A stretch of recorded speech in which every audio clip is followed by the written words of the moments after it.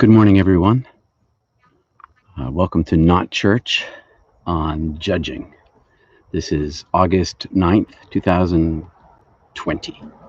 The scripture is Matthew 7, 1-5. The sayings of Jesus, the mystic Jesus, the code switcher, some preparation, and some improvisation. This is not church. I'm Reverend Peter Panagore, MDiv. Call me Peter. And now, on Judging. My time in heaven creates the lens through which I study Jesus, who, to my ear of my soul, sounds like a near-death experiencer. Do not judge, or you too will be judged. For in the same way you judge others, you will be judged, and with the measure you use, it will be measured to you.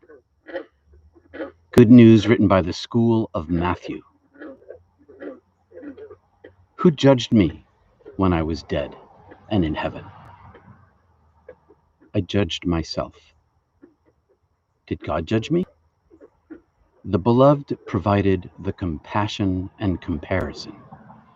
Perfect, pure, infinite love in which there was no judgment, but who caused me to see myself imperfectly compared to perfect, pure, infinite love.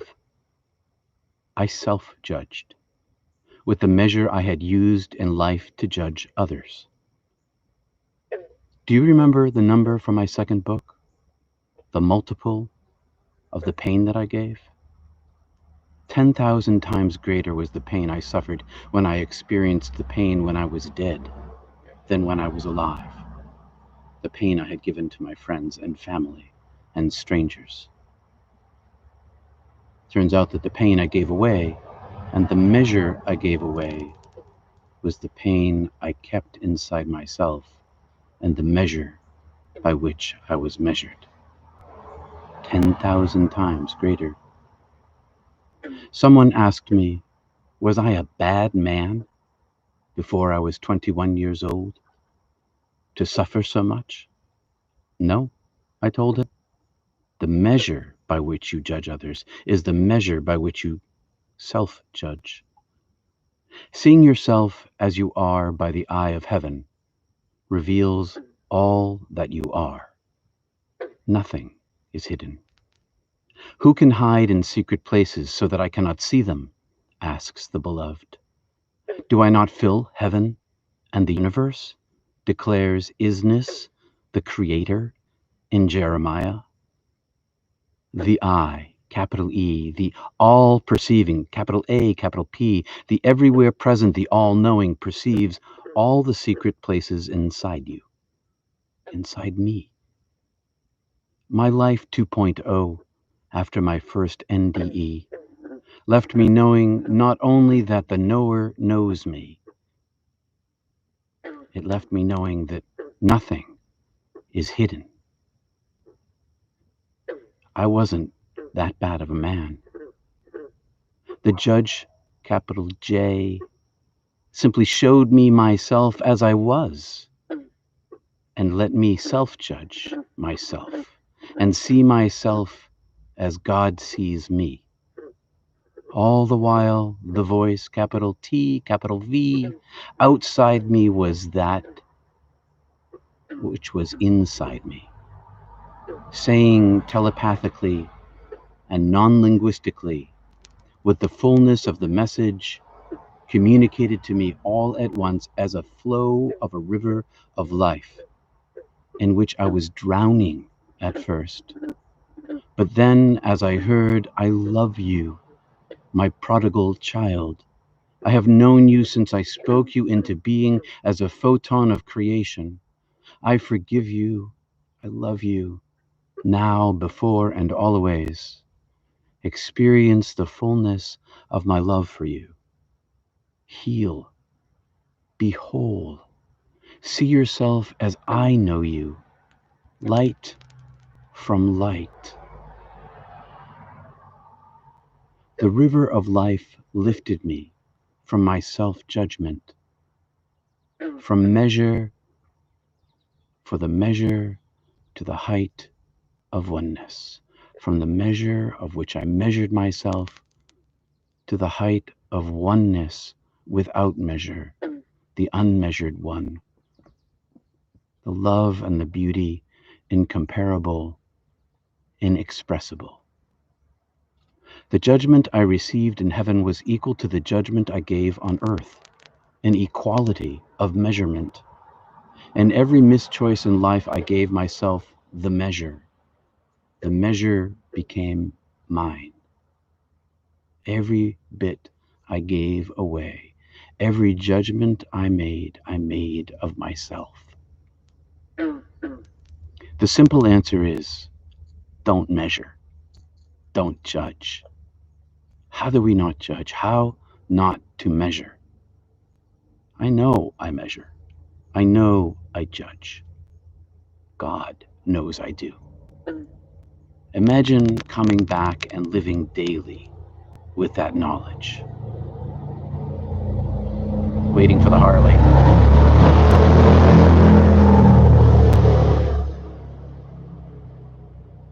Gotta love the Harleys. Imagine coming back and living with that daily knowledge, thinking that I was, upon return to heaven, to first pass through a hell of my own making, constructed by my own will. Each time I judged, from 21 to 61. Every time, every single day, every single moment when I judge another, I remember my hell and my purgatory. Call it whatever you will. Every judgment I make in this life, I feel the pain of the other person, and I know I am paining them, and yet I can't seem to help myself. I know I cause pain in life. I know I judge others. I know the measure by which I measure others is the measure by which I get measured. How to live with that? By living as kindly from moment to moment as possible, knowing the reality of the measurement and the judgment itself is impossible to avoid. Living with loving kindness. And by giving myself, my false self, to God to be consumed. When I am consumed, loving kindness becomes my reality. How do I live? How do I live? Knowing the measure by which I measure, I try to reduce the measure itself by self-obliteration, false self-obliteration, letting the loving kindness consume me so that I might live as closely to it as possible while in this broken world, this beautiful broken world, full of joy and pleasures and full of suffering simultaneously. Going inward, connecting to the holy outwardly in our relationship with others. When we look inside ourselves and we see the light within, the way that God sees us, the way that God sees you, a photon of light, light from light. Aim at the light, and all that's left is the light. And all the corruption, for lack of a better word, falls away. It's not that we're going to stop harming others with our judgment. It's how we see them that makes the difference. Because when we see the other as we see ourselves, when we love the other as we love ourselves, when we love God above all things, then that love pervades us and fills us and radiates out from us, even in the most difficult choices in life. We do have to make choices. Would I defend my children against an intruder? Yes, I would. I once saved a stranger. How not less my children? And I know the man who threatened the stranger was hurt by his embarrassment, and that pain I felt from him, but no harm came to anyone that day. I know that I would have hurt him, if need be, to defend the innocent, broken man, the vulnerable man. So it's not always a clean exchange. It's not always loving kindness toward one is sometimes hurtful to another. It's not so clear in this world. But by attuning your heart to the frequency of love, by attuning your heart to the will of the divine, by attuning your heart to the presence of the consciousness that lives inside you, the oneness that's already there, gives the strength and releases us from the burden of great measure. Because when we live inside ourselves and see the divine inside, we can't help but see it in another. And loving kindness, which grows in our heart from the love of the divine, spills into our life, even if we can't live it purely here. And we can't, because perfection is only God, capital P, purity, capital P. I am neither, and yet I am partly those things, just like you are partly those things, light from light, living here, incarnated, in the world where we must make judgments. The trick isn't that we don't make judgments. The trick is to connect to the divine here as much as we can, so with others, the loving kindness that lives within us becomes our MO, becomes our touchstone, becomes our motivation, and it flows out from us and into the other, because the other is the same as us, light from light, no matter the color or the gender or the culture or the country or the political persuasion. All those things are less than the light. We live inside ourselves, seeking the holy and the oneness of being, and that comes out through us into the world we live in, the difficult, sometimes hurtful world we live in is full of love and beauty. It's full of love and beauty.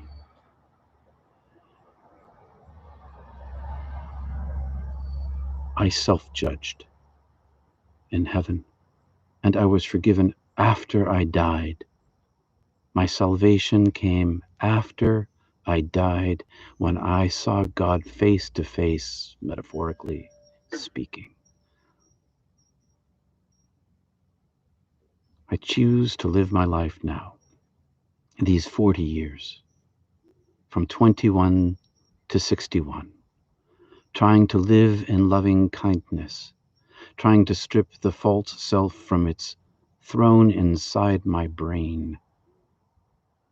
Imperfectly, of course, and purely, absolutely, making room for the holy inside me, so that the more I am connected to the divine, the easier it is to see and to feel and experience the love inside the other, which lessens the burden of the measure. By keeping your eye on the holy now, by giving love away, the other treasure I carried with me to heaven, and the love that was given to me, to grow that loving kindness here and now, is to mitigate the measure.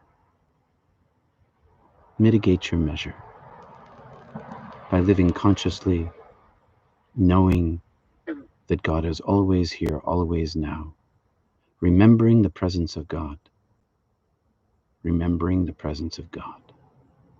It's what it takes. That's my story for today. That's my not sermon, my not homily, my not religion, my not believer, my not faith, my no doubt, my knowing that I am known by the knower, and my seeking for that connection. Just to be clear with you all, I'm a seeker too. I know where I'm from and I know where I'm going, and I seek the path there my whole life. So please, thank you for coming today. We're going to close this section with did I even play the chickadee this morning? I did not. Let's hit the chickadee now. Not hit it.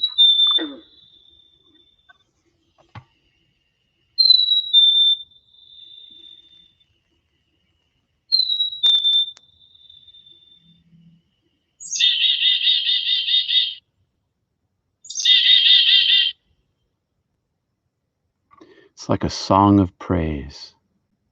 It's like a song of praise, the bird's song to me. Please subscribe to my improved YouTube channel. Been working on my branding. Or follow my author page on Facebook. I'm slowly shifting to YouTube. I tip my hat to you and I pass it among you. And I thank you for your encouragement to continue exploring scriptures wider than the Bible. You'll see through the lens of near-death experience. Visit peterpanagore.love for pastoral, spiritual, and recovery from near-death experience counseling available, and grief counseling. If you want to chat live with me, stay tuned on YouTube. I'm going to go over and say hello to everybody on Facebook, and I'll be right back to YouTube again. Hi, everybody. Hang in there. Say howdy do to all these folks over here on Facebook. Good morning, Allie and Jessica, Lois, Susan, Lee, Eric, Ken, Connie. Oh, thank you, Lee. She says, awesome, being consumed by love. Connie, oh man, I am so guilty of this. I wish I could say otherwise, but I am guilty. Aren't we all, Connie? Nature of existence, unavoidable. Hi, Ray, and you're welcome. Charles, Peter, you have captured the heart of Jesus and the essence of NDEs and united them in love, in not judging, in knowing we come back from the light. Thank you, says Chuck. Thank you, Chuck. Jake says, don't want to pretend that I know the Bible better than I actually do, but I love the book of Matthew, especially chapter 25. You know, Jesus sometimes strikes me as a near-death experiencer. He sounds like that to my ear. Did he? Didn't he? I don't know. But mystic, yes. Unitive state of being, absolutely. How he got there, I'm not sure.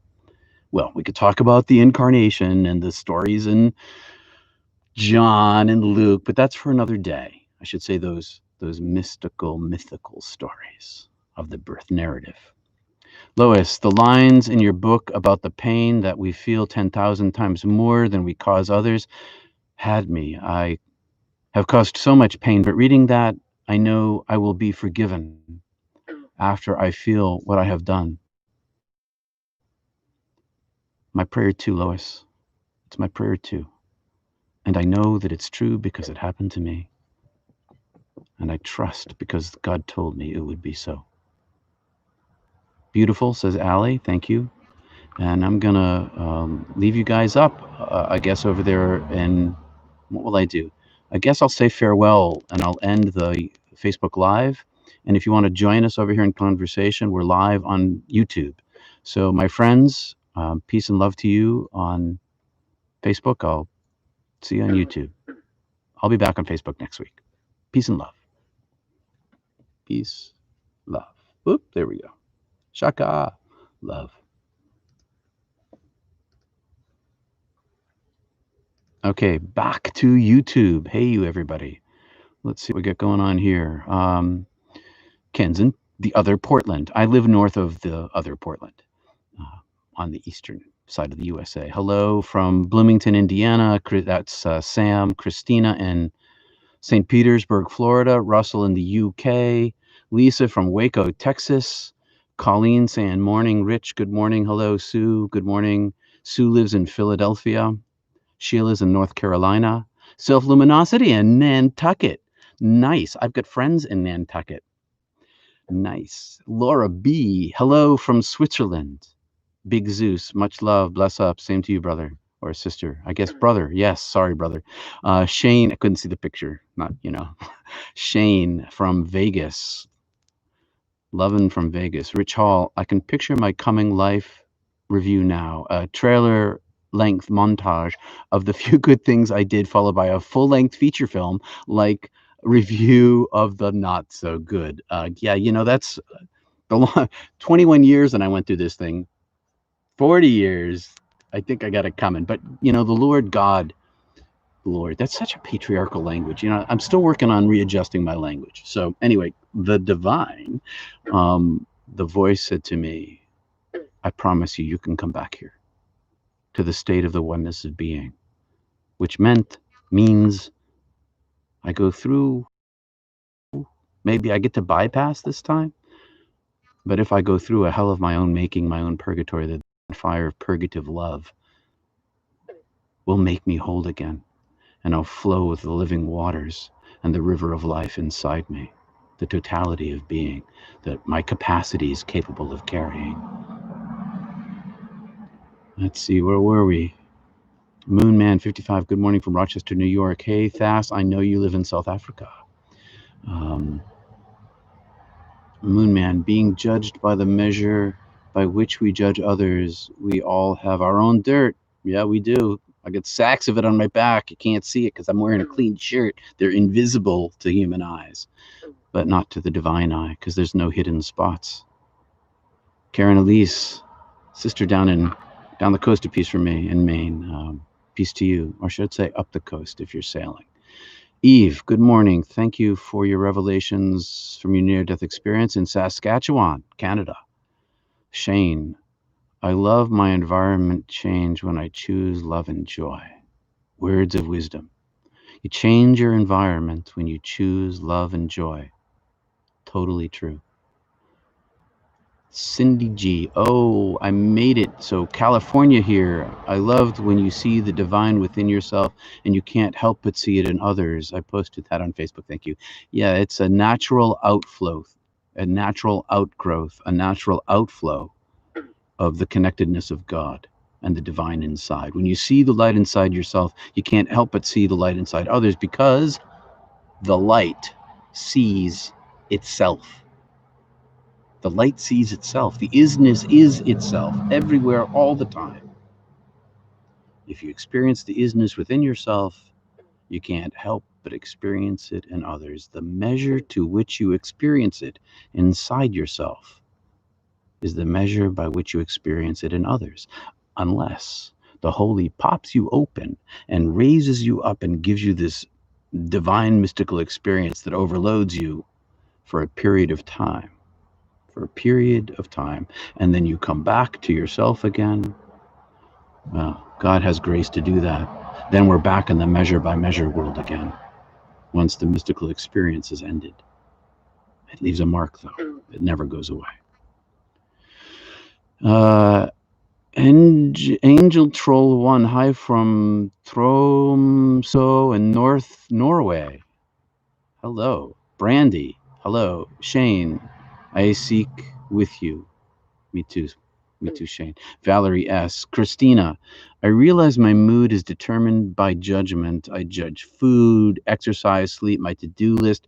My judgment keeps me in resistance to what is. We do have to be practical in the world. We can't help that. And to do that, we have to make judgments. There's no way around that because otherwise we die of starvation, hunger, of lack of sleep, of productivity that you need to live.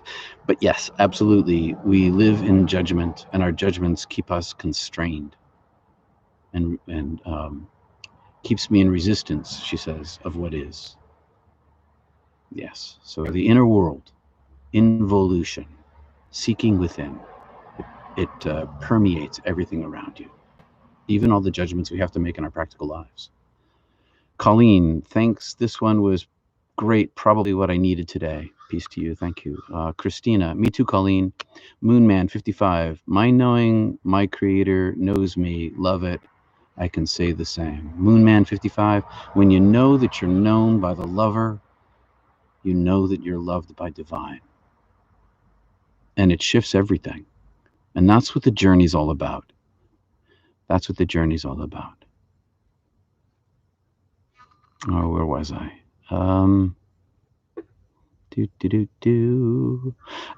Joe Joko. Thank you, Peter. That was beautiful. Now I can start my Sunday. Welcome. You must be somewhere on sort of the sunrise part of the world right now. Shane, keep going, Peter. Thank you. Thank you. I plan to, with some help and support, but I plan to. Trying to follow my heart. I'm disassociating myself. Shh. Here's something. I've been on a temporary leave of absence from my denomination, the United Church of Christ, because as great as they are, and they are a great denomination, full of love, ordained gays first, ordained women first, social justice, I'm kind of a troublemaker even among them. And I've been on a temporary leave of absence from my standing. It's a policy thing for my ordination, and eventually I'll be completely independent. But in the meanwhile, I'm slipping out the side door here and becoming an independent preacher, not preacher. I'm a not preacher, and because this is not church.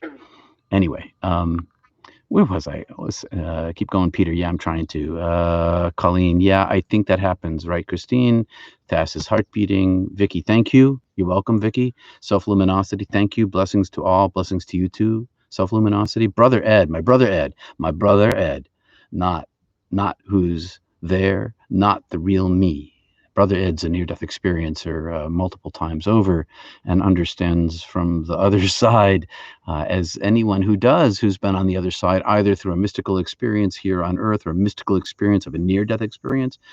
Those are in the same category, mystical experiences and near-death experiences. I'm getting off subject here. Yeah, knowing you're known by the knower makes a lot of difference. Thanks, Brother Ed. Sue M. Thanks, Peter. Grateful. Nina. Hi, Nina. Peace and love. John Urki. Message retracted. Hello, John Urki. I don't know if I'm saying that right. John Urki. Sue M. The refiner's fire. Purifying. Yeah, she's talking about the purgative fire of divine love. Yep. Thanks again from Richmond, Virginia, Chuck. Cindy G, my favorite mantra, circumstances don't matter, state of being matters. Circumstances don't matter, state of being matters. And there are no boring circumstances, just boring minds. Isn't that snappy? I'll read it from the top. Circumstances don't matter, state of being matters. And there are no boring circumstances, just boring minds. Isn't that snappy? Yeah, it is pretty snappy. I like the first part especially. And if you're bored in meditation, that's because you're not really meditating. You're thinking about meditation or something else. Colleen, I like that not preacher thing. Yeah, I'm definitely. If I block all the people who really attack me in YouTube, who call me a heretic and lots of things like that, because I'm a spiritual troublemaker for the church, especially the evangelicals. No offense, my brothers and sisters, because God can be found there too. But the theology, anyway, God's experiential.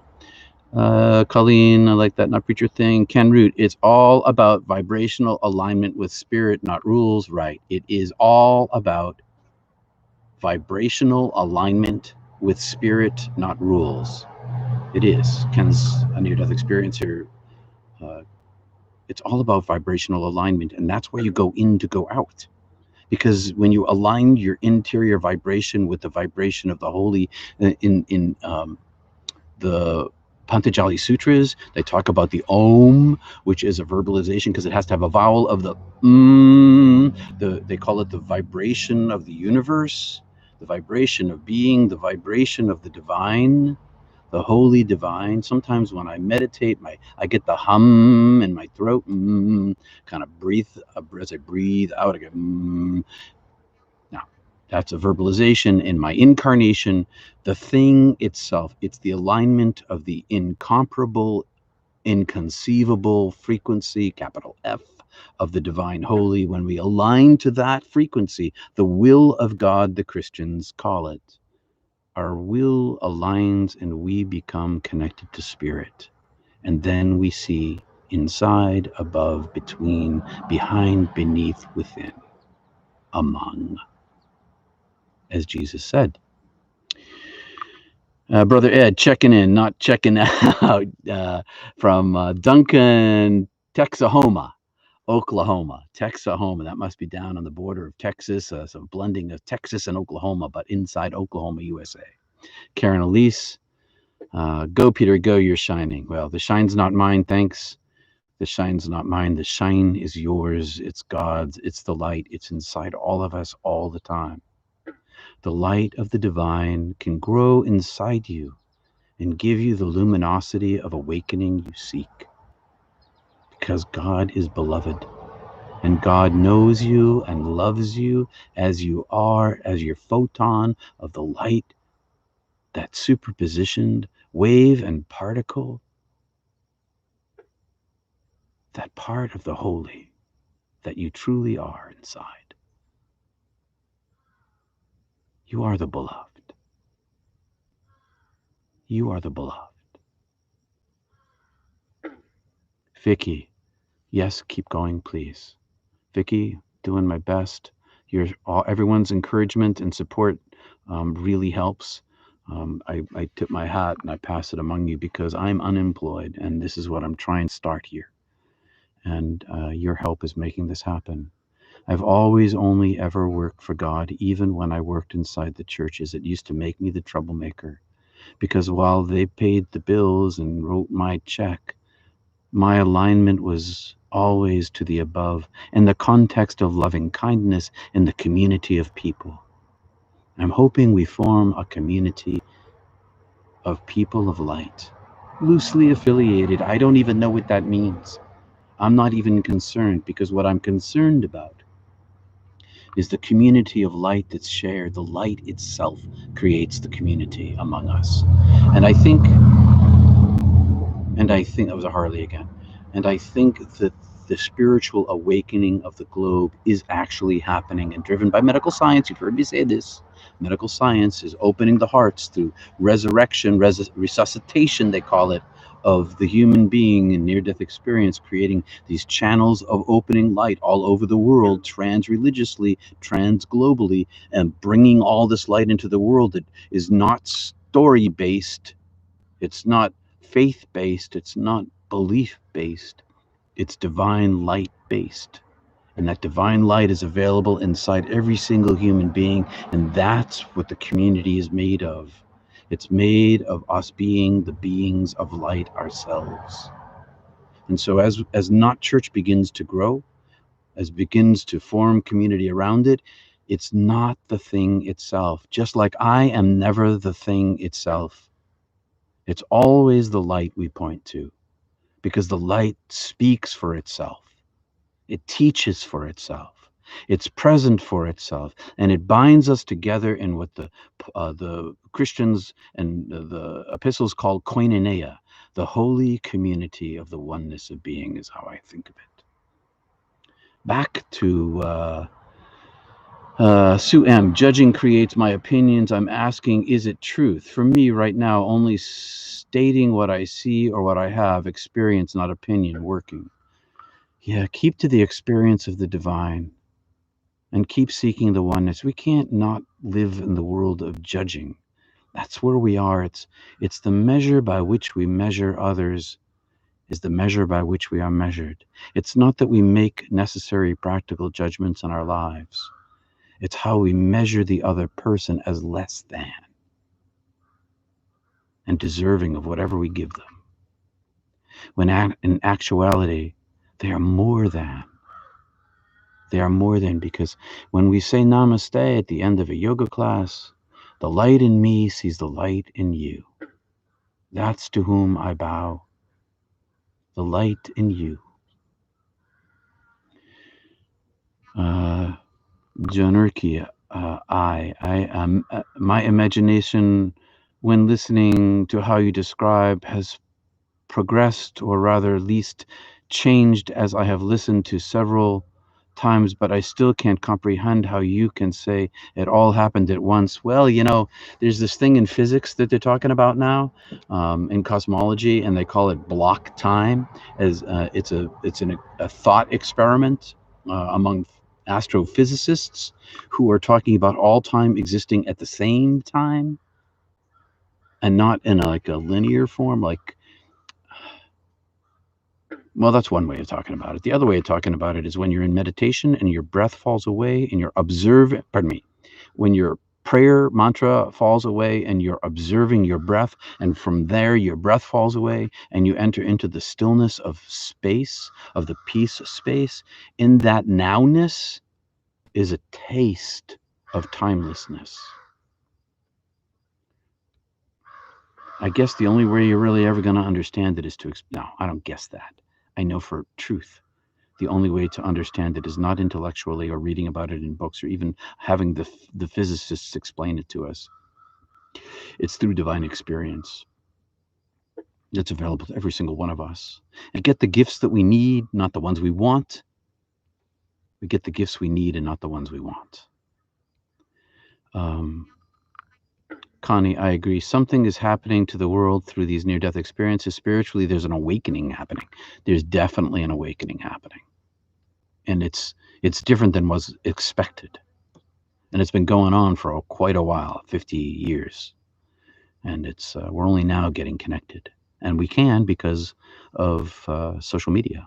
And the pandemic doesn't hurt either, because people aren't going to church and they're not going to synagogue and they're unable to go out in lots of places. And yet here we are connecting through this camera and my voice and the microphone. And yet I know, because Karen mentioned it, that the light penetrates the lens and the microphone. That happens in daily life with everyone we meet. The more we pursue the light within, the more we see the light without.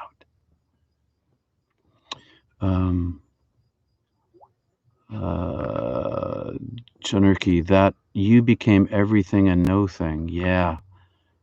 No thing. God is nothing. Think about that. Capital N, nothing.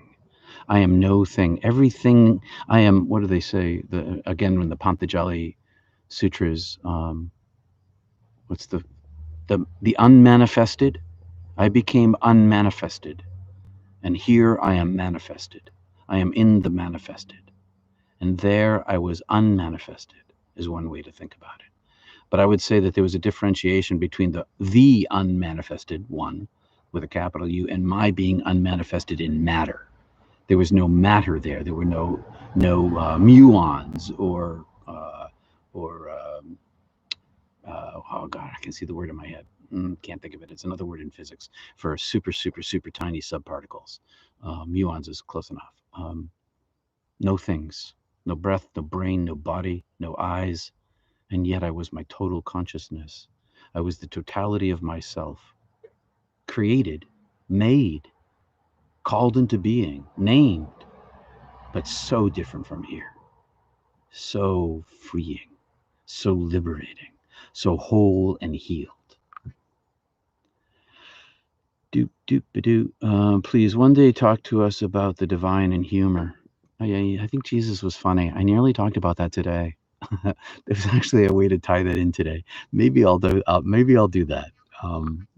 I could have tied that in today, but I chose not to. But I'll try to do that task. So right, says Connie, Cindy G. I like to ask these questions. I feel like the universe is laughing with me. I laugh every day. Humor. Oh yeah, totally humor. I'm a pretty serious guy, but I love to be funny and I love having a good time. And so I haven't done that a whole lot in these pieces yet in Not Church. But if you ever want to see any of I don't know if there are any funny ones up there on my YouTube channel from my days on TV. There are in the book that I put out there, funny stories in there. But yeah, I'll bring humor to this. I promise I will. I promise I will. So, yeah, funny. Funny's good. You can say things with humor you can't say any other way. I think Jesus was funny. And so time exists without time. It's just a. So time exists without time. It is just a dimension. Yeah, I could say that, I guess. Yeah. So then my name and my person and all human beings that have exist for all eternity because that they have been existing. Now that's the question of faith. Yeah, fate is larger than that, I think, because of the complications of the pressures of the world, of all the other people living with fated lives around us. It's a much larger. It's like um, the chaos theory. It's more similar to that. It's bigger. Fate is much bigger than that.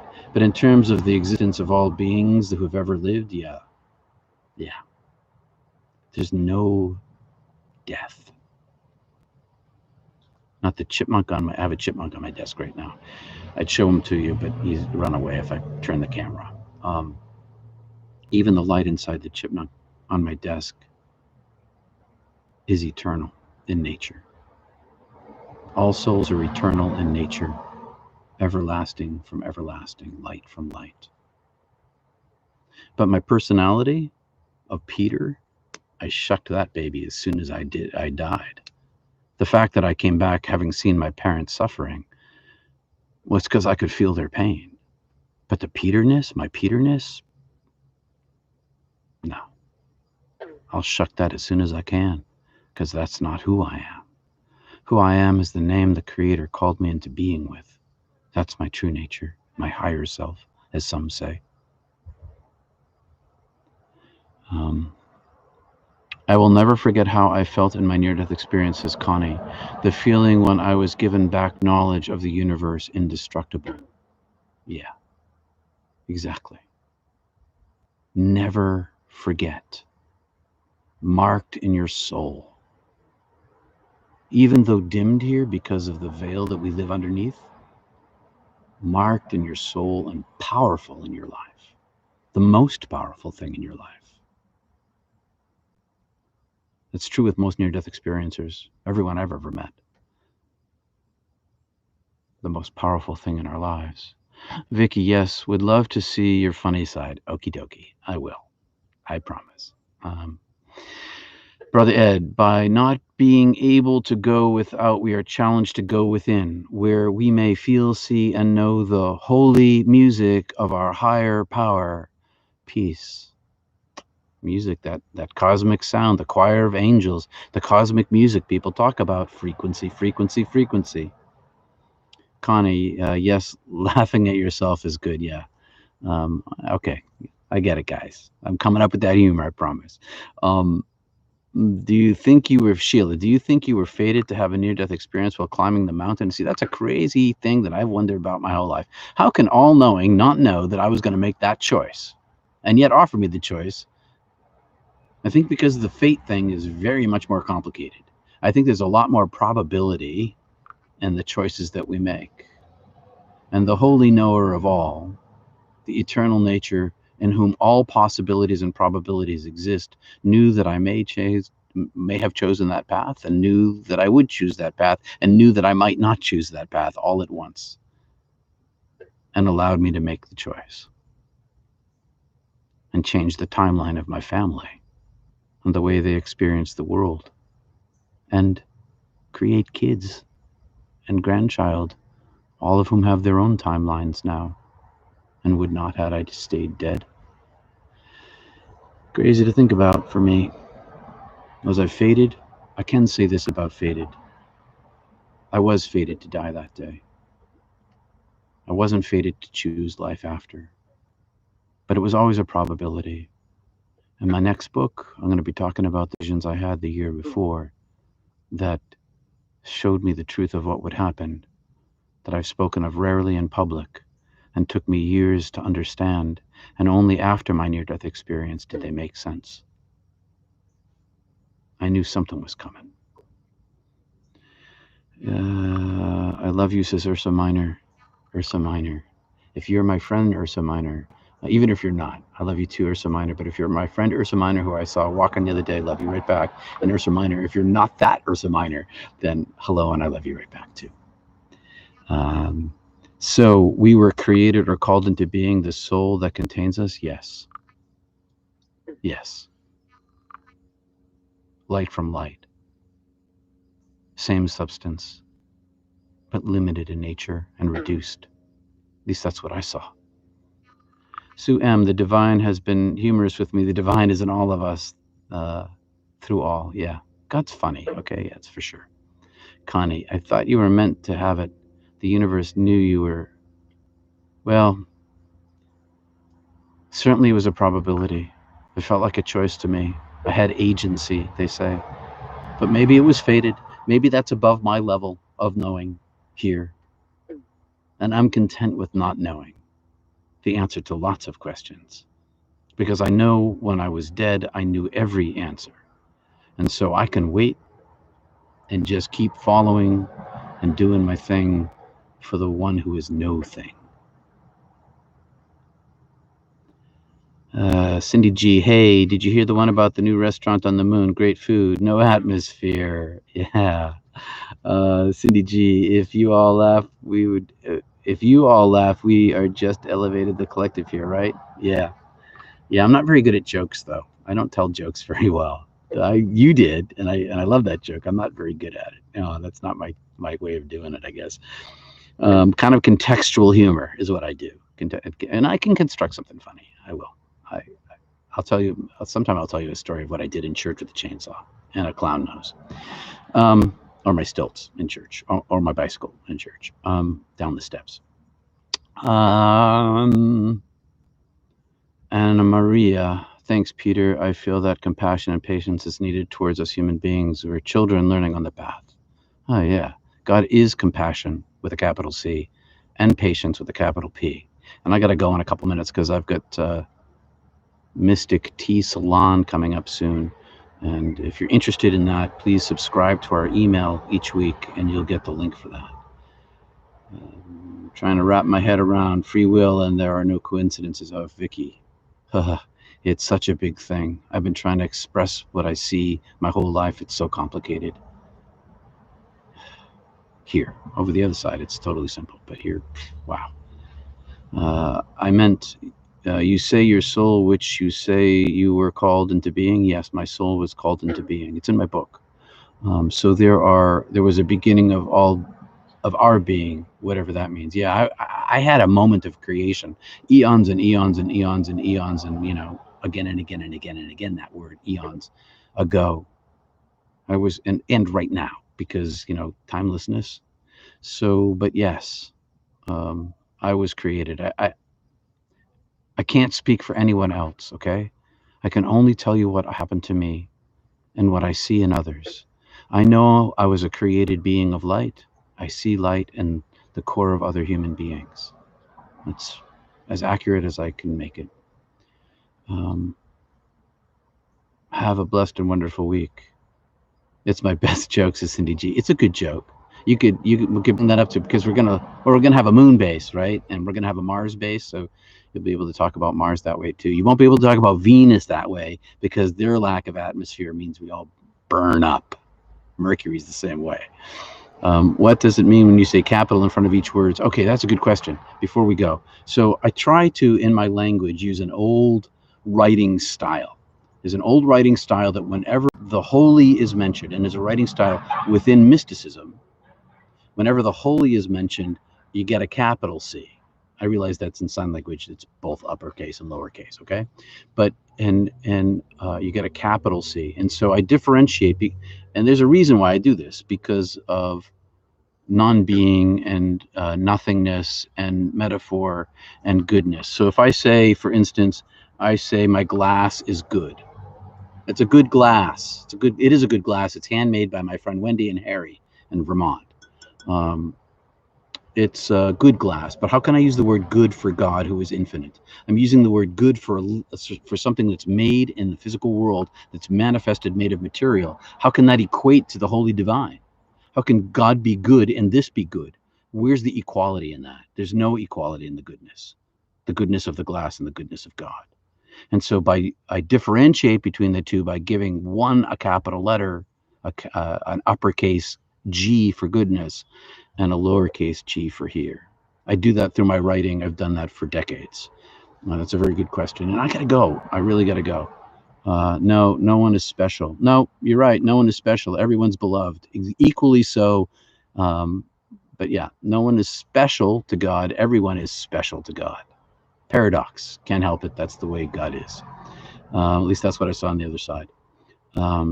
Thank you, Peter, says Shane. All right, I'll catch you guys later next week here. It's 9:30 a.m. Eastern time, and I think I said it was 1:30 GMT. All right, peace and love to you all. Talk to you soon. We'll close with the chickadee again because we missed it at the beginning.